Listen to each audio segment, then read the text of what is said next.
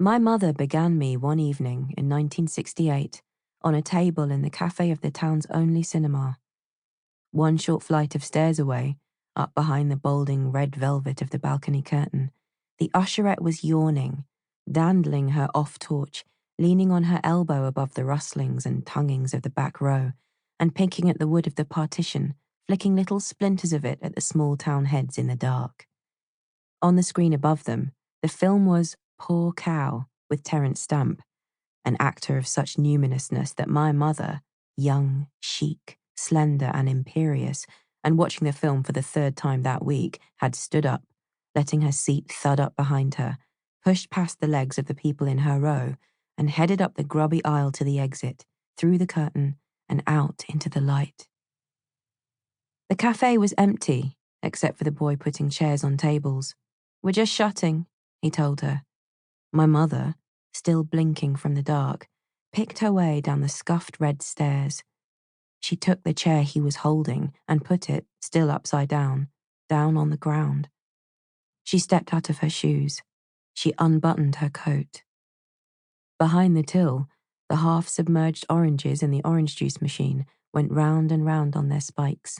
The dregs at the bottom of the tank rose and settled, rose and settled. The chairs on the tables stuck their legs into the air. The scatters of cake crumbs underneath waited passive in the carpet for the vacuum cleaner nozzle. Down the grand main stairs leading out onto the street, where my mother would go in a few minutes' time with her nylons rolled in a warm ball in her coat pocket, swinging her shoes in her hand by their strappy backs, Julie Andrews and Christopher Plummer smiled out from behind their frames, exactly like they'd still be smiling, faded and glamorous, a decade out of date, at the blaze of light that blackened the staircase 5 years later, when the junior projectionist, cheated out of a job he believed was his, the management had hired a new projectionist from the city when the old projectionist died, gutted the building with a tin of creosote and the dropped end of his cigarette. The expensive balcony seats where smoking was forbidden? Up in smoke. The stalls with their deep-seated leathery smell? Gone forever. The velvet drapes, the glass bowl chandelier? Blow away ash, a sprinkling of tiny broken shards of light on the surface of local history. Next day's newspapers were adamant, an accident. The man who owned the cinema claimed the insurance and sold the demolished site to a cash and carry warehouse called, rather unimaginatively, McKay's Cash and Carry. But that night, back in 1968, in the nearly closed cafe, the voices were still booming modern love behind the walls. The music was still soaring out of nowhere.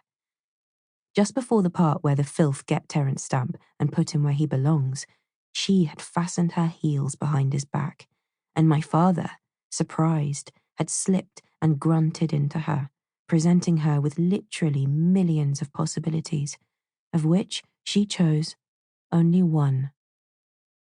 "Hello. I am Alhambra, named for the place of my conception. Believe me, everything is meant." From my mother, Grace Under Pressure, the uses of mystery, how to get what I want. From my father, how to disappear, how not to exist.